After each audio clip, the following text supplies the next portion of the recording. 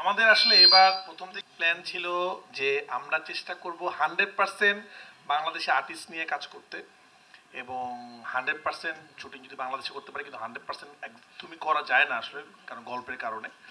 কিন্তু আমি আসলে চিন্তায় আছি সাকিব খানকে নিয়ে বাংলাদেশে শ্যুট করাটা অনেক ডিফিকাল্ট। কারণ আপনারা আমাকে বলবেন বাংলাদেশে শ্যুট করেন না কেন, কিন্তু হাজার হাজার মানুষ আপনি কীভাবে ট্যাকেল দেবেন? আমরা চিন্তা করেছিলাম যেন আমার প্রতিটা সিনেমাতে আমি এক একটা জায়গায় যাই, এক একটা দেশ এলাকায় যাই এবং ওই জায়গাটাকে আমরা ওই জায়গার বিউটি আমরা তুলে ধরি। আমরা যখন রাজশাহীতে গেলাম, মানে আমরা মানুষকে কোনোভাবে কাভার দিতে পারছি না। আমাদের আমাদের এমনও ছিল এক একটা দিন ৬৬ থেকে ৭০-৮০ জন শুধুমাত্র বডিগার্ড যারা মানুষকে আটকাবে। তো আপনারা আবার নিজেরাই বলবেন সব সিন কেন ইন্টারনেটে চলে আসতেছে, কিন্তু আবার বলবেন বাংলাদেশ শুট করা ডিফিকাল্ট এত বড় স্টারকে নিয়ে। ঝামেলা যেটা হয়, অন্য অন্য দেশে ফিল্ম সিটি থাকে, আপনার যে সিনেমাগুলো আমরা দেখি বড় বড় স্টারের, তারা কিন্তু রাস্তাঘাটে শুটিং করে না। কিন্তু আমাদের দেশে করার নেই, আমাদের কিছু করার নেই। আমাদের ছোট্ট একটা এফডিসি আছে, ওখানে আমরা যতটুকু পারি করি। বাট আমি এটা ট্রাই করেছিলাম যে যতটুকু পারা যায় করা যায়। এবং আমি ওই যে বললাম শুরুতেই, আমি আমার বাংলাদেশের বেস্ট টিমটা পেয়েছিলাম বলেই এটা সম্ভব হয়েছে। কেউ বলতে পারবে না এটা এফডিসিতে শুটিং করা, কেউ বলতে পারবে না এটা বাংলাদেশে শুটিং করা, এবং আপনারা বলতে পারবে না একটা ফ্রেমের জন্য মনে হবে না যে আচ্ছা এটা বাংলাদেশ, আচ্ছা ঠিক আছে খুব গরিব মনে হচ্ছে। বাংলাদেশে এমন এমন জায়গায় আমরা শ্যুট করছি দেখে মনে হবে যে এটা দেশের বাইরেই শ্যুট করা। তো সবাইকে আমি সাকিব ভাইকে থ্যাংক ইউ দিতে চাই। উনি যখন আমরা বললাম আমরা বাংলাদেশে শ্যুটটা করতে চাই ম্যাক্সিমাম সিনেমা, তো উনি খালি বললো যে এটা রিস্ক হয়ে যায় কিন্তু আমি করব। তো সাকিব ভাইকে ধন্যবাদ, উনি যদি এগ্রি না করতো এটা হতো না।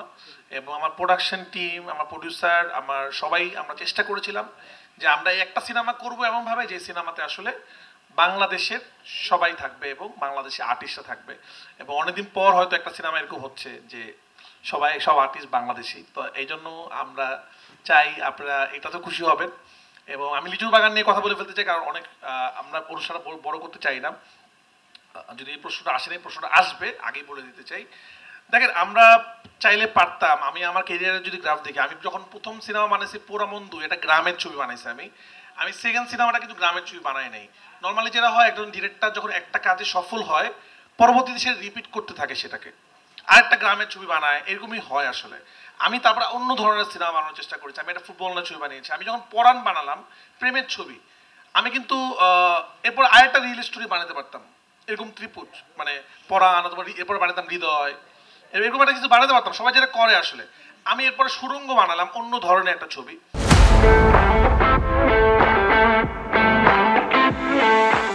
সুড়ঙ্গ বানানোর পর আমি একটা তুফান বানানোর চেষ্টা করলাম। আমি চেষ্টা করেছি যে প্রথম কাজের মতো অন্য কাজ না হয়।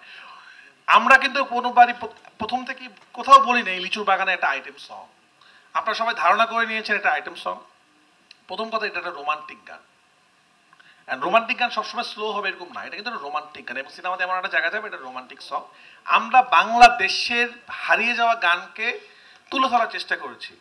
মানুষের কষ্ট কেন দুষ্টু কোকিলের মতো হলো না, কেন কিছু মানুষের, যদিও অবশ্যই সব রেকর্ড ছাড়িয়ে গেছে, বাট আমি তোকে বলবো যে আমরা আসলে বাংলাদেশের একটা হারিয়ে যাওয়া গান, যে গানটা হারিয়ে যাচ্ছিল, সেই গানটা কমার্শিয়াল মাধ্যমে সেই গানটাকে তুলে ধরার চেষ্টা করেছি। বাংলাদেশে শ্যুট করেছি, বাংলাদেশের জিনিসটাকে এমনভাবে। এখন দেখেন, আমরা যদি এই গানটাকে একটা ধান খেতে শ্যুট করতাম, ভিজুয়ালি ভালো লাগতো না।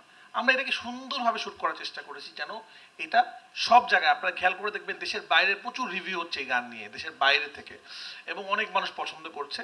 তো যাই হোক, অনেকের ধারণা, আমি এটা ক্লিয়ার করে দিলাম যে এটা আইটেম সং না, আমাদের সিনেমাতে আইটেম সং নাই। এটা আসলে একটা বাংলাদেশি সং, এটা 100% দেশি সং। তো এটা আমরা সিনেমাতে ইন্ট্রোডিউসিং করার চেষ্টা করেছি যে একটা গানে, সিনেমার মধ্যে এমন একটা গান থাকবে যে গানে আমাদের কালচার থাকবে, যেই গানের মধ্যে হঠাৎ করে রোমান্টিক পোর্শন শুরু হয়ে যাবে। তো একটু নতুন, এই জন্য অনেকের কাছে একটু অন্যরকম লাগছে, বাট ভিউয়ারশিপ যেরকম দেখা যাচ্ছে, রেকর্ড সব ভেঙে দিছে। তো এটা হলো দুষ্টু কোকিলের গল্প, আমি বলে নিলাম। তো আমরা সবাই চেষ্টা করেছিলাম বাংলাদেশি কাজ করার জন্য, বাংলাদেশি টিম নিয়ে কাজ করার জন্য, এবং সবাই হেল্প করেছে বলে এটা সম্ভব হয়েছে। সবাইকে অনেক ধন্যবাদ, আপনাদেরকে অনেক ধন্যবাদ, আপনারা আমাদের সাপোর্ট করেছেন। আমি আপনাদের মাধ্যমে আমরা বলতে চাই, আমরা বাংলাদেশে শুটিং করতে চাই, বাংলাদেশি টেকনিশিয়ানদের নিয়ে কাজ করতে চাই। যদি আমাদের একটু ফ্যাসিলিটি থাকে, আমাদের দেশে অনেক ফ্যাসিলিটি নেই, আমাদের কোনো মেকআপ ভ্যান নাই আমাদের আর্টিস্টের জন্য, তারা কোথায় বসবে, আউটডোরে গেলে ওয়াশরুম নাই। তো আমরা অনেক বিপদে অনেক কষ্ট করে শ্যুটটা করি, এভাবে শ্যুট পসিবল হয় না। আমরা অ্যাকশন করতে চাইলে অ্যাকশনের সেই ফ্যাসিলিটি নাই, শুটিং করার জন্য পারমিশন পাই না আমরা। দেশ অন্যান্য দেশে শুটিং করার জন্য রাস্তাঘাট দিয়ে দেয়, অনেক কিছু হয়। আমাদের দেশে না, আমরা এয়ারপোর্ট শুটিং করতে গেলে এয়ারপোর্ট পাই না পারমিশন, অনেক জটিলতা হয়। আমাদের প্লেনে শুটিং করা যায় না, ট্রেনে শুটিং করা যায় না, তো অনেক ডিফিকাল্ট আমাদের দেশে শুটিং করা।